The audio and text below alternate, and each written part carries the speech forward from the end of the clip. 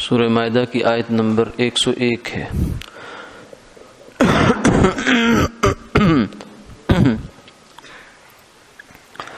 اعوذ باللہ من الشیطان الرجیم،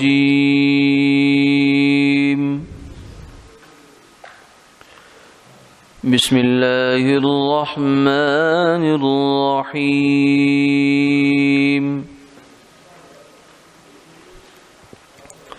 يا أيها الذين آمنوا لا تسألوا عن أشياء إن تبد لكم تسؤكم وإن تسألوا عنها حين ينزل القرآن تبد لكم عفى الله عنها واللہ غفور حلیم۔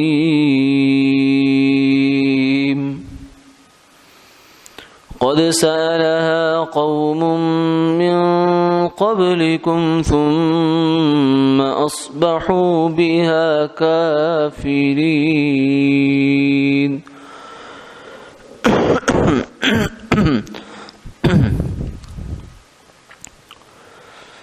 صدق اللہ العظیم۔ اے ایمان والو، مت پوچھو ایسی باتیں کہ اگر کھول دی جائیں تم پر تو بری لگے تمہیں، اور اگر پوچھو گے تم یہ باتیں ایسے وقت میں کہ قرآن نازل ہو رہا ہے تو تم پر ظاہر کر دی جائیں گی۔ درگزر کیا اللہ نے ان باتوں سے، اور اللہ بخشنے والا ہے، تحمل والا۔ ایسی باتیں ایک جماعت تم سے پہلے پوچھ چکی ہے، پھر وہ ان باتوں سے منکر ہو گئے۔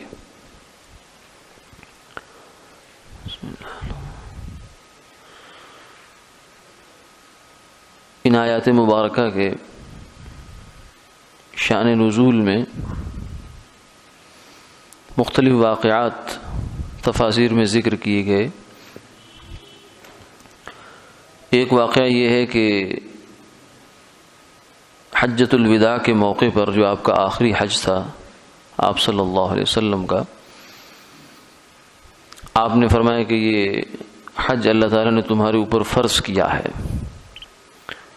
تو ایک شخص جن کا نام اقرع بن حابس تھا رضی اللہ عنہ، انہوں نے یہ سوال کر دیا العامنا ھذا، کہ یا رسول اللہ صرف اسی ایک سال کے لیے یہ فرض ہے یا ہر سال کے لیے فرض ہے؟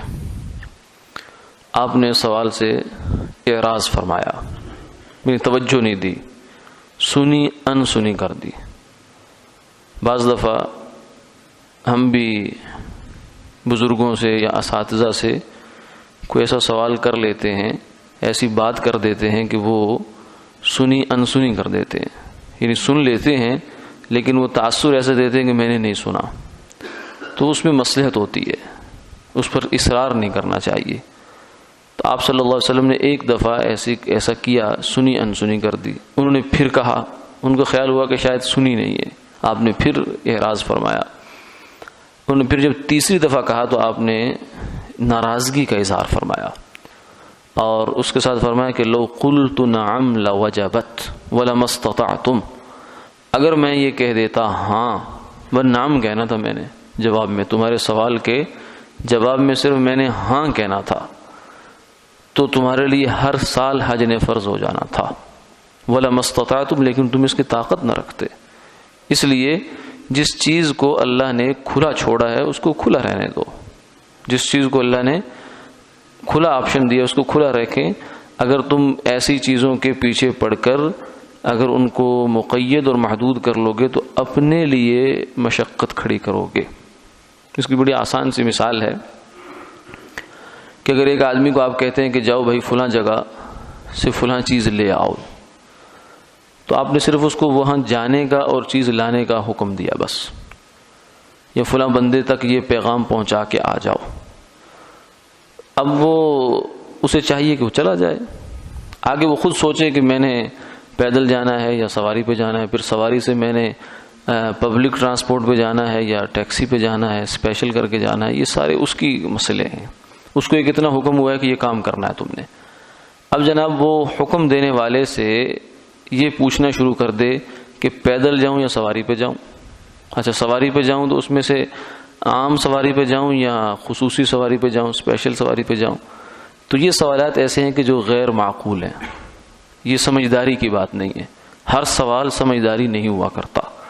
بعض سوال انسان کی بے وقوفی کو بھی واضح کرتے ہیں.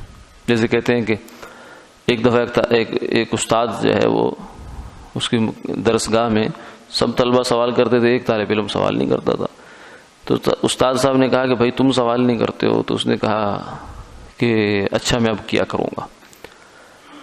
تو استاد صاحب مسئلہ بیان کر رہے ہیں کہ سورج جب غروب ہو جائے تو مغرب کی نماز پڑھی جائے گی، روزہ کھول دیا جائے گا، جو غروب کے احکامات وابستہ ہیں. تو اس نے کہہ دیجیے کہ میرا ایک سوال ہے. ان کا جی فرمائیے. نے کہا جی اگر سورج غروب ہی نہ ہو پھر؟ تو استاد نے کہا تم خاموش ہی اچھے لگتے ہو. تو اس لیے ہر سوال بھی آدمی کی جو ذہانت اور سمجھداری اور کا جو درجہ ہے اس کو متعین کر دیتا ہے. تو اس لیے یہ سوال غلط ہے. تو اسی طریقے سے جب اللہ تعالیٰ کسی چیز کا حکم دے رہے ہیں تو اس میں سوالات اس طریقے کے کرنا یہ اپنے آپ کو پھنسانا ہے. اس کو بہت واضح مثال سورہ بقرہ میں بنی اسرائیل کا واقعہ گزر چکا ہے کہ اللہ تعالیٰ نے ان کو حکم دیا ان اللہ یأمرکم ان تذبحوا بقرہ، کہ ایک گائے ذبح کر لو اور اس کا جو گوشت ہے وہ خاص طریقے سے لگاؤ تو تمہیں قاتل کا پتہ چل جائے گا. اب بہت سیدھی سی بات تھی. انہوں نے کیا کیا؟ انہوں نے کہا جی بتائیں اس کا رنگ کیا ہوگا، اس کی عمر کتنی ہوگی. کیوں؟ اس لیے کہ جب وہ پوچھ رہا ہے کہ میں ٹیکسی پہ جاؤں یا اس پہ، تو بتانے والا کہہ سکتا ہے کیونکہ وہ سمجھ رہا ہے کہ اس کے پاس دونوں طرح کی استعدادیں ہیں. اگر اس نے کہہ دیا کہ ٹیکسی پہ جاؤ تو پھنس جائے گا. پھر کہے گا جی نہیں ٹیکسی تو نہیں جا سکتا. تو بھائی اگر ٹیکسی پر نہیں جا سکتے تو سوال کیوں کیا آپ نے؟ یہ سوال کیوں کیا؟ جب سوال کیا تو اب بھگتو. تو بنی اسرائیل نے جب کہا کہ رنگ بتایا جائے، عمر بتائی جائے، اس کی جناب مزید خصوصیات بتائی جائیں تاکہ بہت اچھی طرح واضح ممتاز ہو جائے کہ یہ گائے کون سی ہم نے ذبح کرنی ہے، تو ہر سوال پر ایک قید بڑھتی گئی، ایک حکم بڑھتا چلا گیا، ایک صفت آتی چلی گئی. نتیجہ یہ ہوا کہ ایک گائے ایسی بچ گئی جو بنی اسرائیل پورے میں ایک ہی تھی بس. اور جب اس کے پاس لینے گئے تو ان کے جو ہے نا وہ ہوش ٹھکانے آ گئے. اس نے کہا کہ اس کے کھال کے اندر بھر کے سونا لوں گا، یہ اس کی قیمت ہوگی. اب کجا ایک گائے کوئی سی بھی پکڑ کے ذبح کرتے اور کجا وہ سونا بھر کے کھال کا دینا، اس میں اللہ نے کچھ نہیں کیا، یہ تو انہوں نے خود کیا ایسے کام. تو یہ اللہ کی جانب سے ظلم نہیں ہے، زیادتی نہیں ہے، یہ سائل کی خود زیادتی ہوتی ہے. اس لیے فرمایا کہ ایسے سوالات کرنا منع ہے جن کے بغیر بھی کام چل سکتا ہے اور سہولت کے ساتھ چل سکتا ہے. تو اس کی حوصلہ شکنی کی گئی، ممانت کی گئی.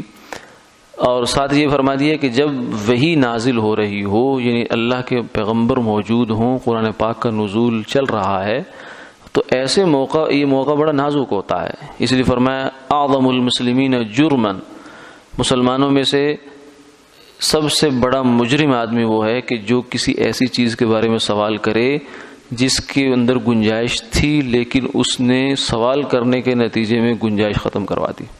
بہت بڑا اس کو تنبیہ کی گئی، اس کو ناگواری کا اظہار آپ نے فرمایا. کیوں؟ اس لیے کہ جب نبی کی ذات موجود ہوتی ہے اور وحی آ رہی ہوتی ہے تو اس وقت نبی کا اشارہ بھی شریعت بن جاتا ہے. اس لیے آپ نے فرمایا لو قلت نعم لوجبت، میرے سے کیا تھا، میں تو 3 لفظ ہی تین حرف بولنے تھے، نون عین میم نعم، اور تمہارے لیے ہمیشہ عمر بھر کے لیے حج واجب ہو جانا تھا. تو یہ بڑا نازک مرحلہ ہوتا ہے. اس لیے ایسے موقع پر صحابہ اکرام بہت کم سوال کیا کرتے تھے. کوشش ہوتی تھی کہ چلو باہر سے کوئی بدو آئے، دیہاتی آئے، وہ کوئی کھلا سوال کرے گا تو ہمیں فائدہ ہو جائے گا، ورنہ وہ سوالات کی عادت نہیں تھی. اور یہ جو سوالات کی عادت ہوتی ہے یہ بعض دفعہ انسان کو ڈی ٹریک کر دیتی ہے، اصل راستے سے ہٹا دیتی ہے. آدمی پھر معلومات کے جمع کرنے کے پیچھے ہی لگ جاتا ہے، معمولات میں چھوٹ جاتا ہے. اپنی زندگی میں اس کے کیا ہے، وہ جو 0 پہ چل رہی ہے، لیکن اس کو جناب ایران توران کی ساری خبریں جمع کرنے کا شوق ہے، اور ایسے ایسے فضول سوال جمع کرنے کا شوق ہے جس کا اس کی دنیا و آخرت سے دور دور کوئی تعلق نہیں ہے. ایسے سوالات کرے گا. کبھی پوچھے گا جی جو ہے وہ آدم علیہ الصلوۃ والسلام نے کون سا دانہ کھایا تھا، اچھا جی، اور جناب نوح علیہ السلام کی کشتی جو ہے اس کا طول عرض کتنا تھا، گہرائی کتنی تھی. بھئی آپ کی قبر حشر نشر سے اس سوال کا کیا تعلق ہے؟ اسی طرح کا ایک سوال ایک محدث سے کیا گیا. ایک سلف عالم جو ہے بزرگ تھے، ان سے کسی نے کہا کہ شیطان کی بیوی کا کیا نام ہے؟ تو فرمایا ذاک عرس ما حضرت، اس شادی میں مجھے شرکت کا موقع نہیں ملا، اگر میں ہوتا تو نکاح کے موقع پہ چونکہ میاں بیوی کے نام بولے جاتے ہیں تو مجھے نام پتہ ہوتا، چونکہ میں اس شادی میں شریک نہیں ہوا لہذا میں یہ نام نہیں بتا سکتا آپ کو۔ مقصد یہ ہے کہ اللہ کا بندہ کس کام میں پڑا ہوا ہے، اپنی آخرت کی فکر کر۔ ایک صاحب حضرت عمر رضی اللہ عنہ کے زمانے میں ان کا وتیرہ یہ تھا، مشکل اشکالات سوالات لے لیتے تھے اور جناب جا کے اہل علم کو تنگ کیا کرتے تھے، اس آیت کے اس لفظ کا کیا مطلب ہے؟ تو حضرت عمر رضی اللہ عنہ کو پتہ چلا، آپ نے بلا کر اس کو کوڑے لگوایا کہ تو یہ اغلوطات کیوں کرتا ہے، یعنی لوگوں کو الجھانے کے لیے تو ایسے کامیں کرتا ہے، تیرے عمل کا اس سے کیا تعلق؟ ہاں تو اگر عمل پورا کر لے، جو تیرے فرائض ہیں زندگی کے تو نے پورے کر لیے، اللہ کے حقوق بھی تو نے پورے کر لیے، حقوق العباد سے بھی تو سبک دوش ہو گیا، اب تیرے پاس فرصت بچی ہے، وقت بچا ہے تو ٹھیک ہے، اب تو جس مرضی مشغلے میں، جائز مشغلے میں اپنے آپ کو لگا دے۔ لیکن یہ کیا ہوا کہ فرض تو باقی ہیں اور سنتیں پڑھتے پڑھتے سارا ٹائم ضائع کر دیا۔ ایک آدمی جو ہے ظہر کا وقت داخل ہوا اور جناب کہتا ہے نفل بڑے پڑھنے کا بڑا ثواب ہوتا ہے، تو نفل پہ نفل نفل پہ نفل حتیٰ کہ عصر کی اذان ہو گئی، تو یہ ثواب نہیں، یہ گناہ کا کام ہے، کیونکہ یہ اپنے آپ کو غیر اہم کام میں لگا رہا ہے۔ یہ شیطان کا ایک ہتھ کنڈا ہوتا ہے، آدمی کو اہم کام سے چھڑوا کر غیر اہم میں لگا دیتا ہے۔ اصل تو بنیادی ذمہ داری تو انسان کی اپنی ہے۔ اسی طریقے سے کچھ لوگوں کو ہر وقت ایک فکر اصلاح معاشرہ سر پہ سوار رہتی ہے، معاشرے کی کیسے اصلاح ہو جائے، حالانکہ اپنی زندگی دیکھو تو اس کے اندر جو ہے معاشرے سے زیادہ بگاڑ تو اس کے اپنی زندگی میں آیا ہوا ہے۔ تو یہ بھی شیطان ایک آدمی کو ہٹا دیتا ہے اصل کام سے، بھئی پہلے اپنی خبر لو، علیکم انفسکم لا یضرکم من ضل اذا اہتدیتم، اے ایمان والو سب سے پہلے اپنی خبر لو، دوسرے لوگ گمراہ ہیں وہ ٹھیک ہے، وہ بھی گمراہ ہیں، لیکن پہلے تم تو اپنی جوابداری کرو، قبر میں تم سے پہلے تمہارا سوال ہونا ہے، دوسرے کا سوال بعد کا مسئلہ ہے۔ اس لیے اس آیت میں فرمایا کہ یا ایھا الذین آمنوا لا تسألوا عن اشیاء، اے ایمان والو ایسی چیزوں کے بارے میں سوال نہ کیا کرو۔ اسی طریقے سے ایک موقع پر جو ہے کچھ لوگوں نے سوالات ایسے کیے تو آپ صلی اللہ علیہ وسلم نے فرمایا، ممبر پر تشریف فرما ہوئے اور غصے میں فرمایا کہ آج جو کچھ مجھ سے پوچھنا ہے پوچھ لو۔ ظاہر ہے کہ اس موقع پر اللہ کی جانب سے آپ کو یہ حکم ہوا ہوگا کہ یہ جو سوال کریں ہم اس کا جواب دیں گے، تو یہ اللہ تعالیٰ کی جانب سے ایک اذن تھا۔ تو صحابہ تو کچھ نہیں پوچھ رہے، ان کے سر تو نیچے جھکے ہوئے ہیں، چادروں کے اندر وہ سر دے کر روئے جا رہے ہیں خوف سے کہ یہ کیا کیفیت پیدا ہو گئی۔ ایک صاحب جو تھے اٹھے، انہوں نے کہا یا رسول اللہ میرے باپ کا نام کیا؟ آپ نے کہا حذافہ۔ وہ ذرا مشتبہ تھا نام ان کے بارے میں تھا، تو آپ نے اس کو بتا دیا۔ عمر رضی اللہ عنہ نے جب اس بات کو دیکھا تو فرمایا رضینا باللہ ربا وبالاسلام دینا وبمحمد النبی ورسولا، یا رسول اللہ ہم نے کوئی سوال نہیں کرنا، ہم نے کوئی سوال نہیں کرنا، ہم اللہ کے رب ہونے پر راضی، اس کے پیغمبر کے رسول ہونے پر راضی اور اسلام کے دین ہونے پر راضی ہیں، ہم دل سے راضی ہیں۔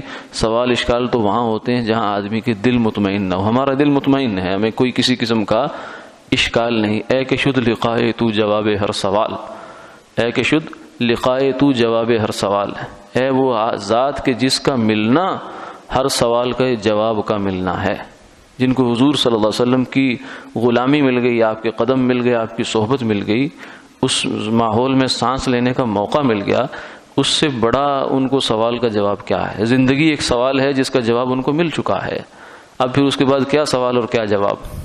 تو یہ فرمایا کہ قرآن کے موقع پر ایسا ہو سکتا ہے کیونکہ حکم میں سختی آ جائے، اللہ نہیں چاہتے کہ اس حکم کو مزید مفصل کیا جائے، مفصل کرنے کے نتیجے میں مقید ہو جاتا ہے، پھر وہ پابندی اسی طریقے سے کرنی پڑتی ہے جیسے بنی اسرائیل کو کرنی پڑی۔ اس لیے فرمایا عفا اللہ عنہا، اللہ نے اس طرح کی حرکتوں کو معاف کر دیا، اب آئندہ احتیاط کرنا۔ واللہ غفور حلیم، اللہ بخشنے والے بھی ہیں اور حلم والے بھی ہیں۔ قد سألها قوم من قبلکم، فرمایا کہ یہ کام تم سے پہلے بنی اسرائیل کر چکے ہیں، پوچھا کرتے تھے، سوال کیا کرتے تھے، یہ ہو جائے وہ ہو جائے فلاں ہو جائے، مطالبات، جب آتا تھا حکم تو پھر بدک جایا کرتے تھے بہت مشکل سے۔ ابھی جو گائے والا حکم ہے پہلے خود ہی مانگا کہ ہمارے لیے کچھ ایسا ہو جائے، جب حکم آیا کہ گائے ذبح کرو تو اب بدکنا شروع ہو گئے۔ اور یہ جو سوال کیے جا رہے تھے وہ اس لیے کر رہے تھے تاکہ جان چھوٹ جائے، لیکن جان چھوٹتی نہیں ہے۔ شکار جب جال میں پھڑپھڑاتا ہے تو اس کا ہر پھڑ پھڑانا اس کے جال کو مزید تنگ کر دیتا ہے. تو اسی طریقے سے اللہ کے سامنے انسان ہوشیار جب بننے کی کوشش کرتا ہے تو پھر ہوشیاری کام نہیں آتی، بلکہ وہ اصل میں اس کی بے وقوفی ہی بن جاتی ہے. اللہ کے سامنے تو بندے کی عاجزی کام آتی ہے، بے چارگی کام آتی ہے. تو اس لیے اس چیز کا فرما دیا. باقی رہا یہ کہ جب اب شریعت نازل ہو چکی ہے، سرکار دو عالم صلی اللہ علیہ وسلم تشریف لا چکے دنیا میں، تو اب شریعت کے احکامات کی تفصیلات جاننا یا بیان کرنا اس کا کیا حکم ہے.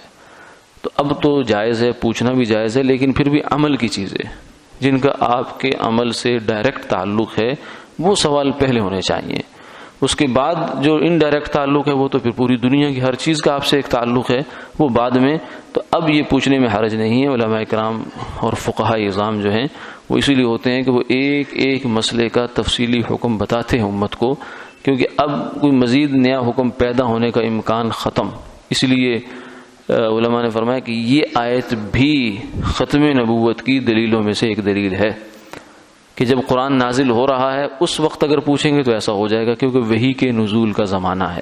لیکن جب یہ قرآن کا نزول ختم ہو جائے گا، بند ہو جائے گا، تو پھر اس کے بعد یہ والا حکم متوجہ نہیں رہے گا، بلکہ سوال کرنے سے بھی کوئی سختی نہیں آئے گی، کیونکہ جو کچھ ہونا تھا ہو گیا. الیوم اکملت لکم دینکم واتممت علیکم نعمتی، وہ ہو چکا. اس لیے اب نئی شریعت کوئی ہے نہیں، لہذا اب سوال کرنا منع نہیں. لیکن اس میں خیال یہ ہو کہ الاہم فالاہم، سب سے پہلے اپنی ذات سے متعلق سوال، پھر اس کے بعد آگے جو ہے دوسروں سے متعلق، پھر تیسروں سے متعلق، پھر چوتھوں سے متعلق سوال ہو سکتے ہیں. وہ پھر جتنے اللہ کسی کو فرصت دے، جتنی دلچسپی دے، وہ اسی حساب سے چل سکتا ہے. وآخر دعوانا الحمدللہ رب العالمین.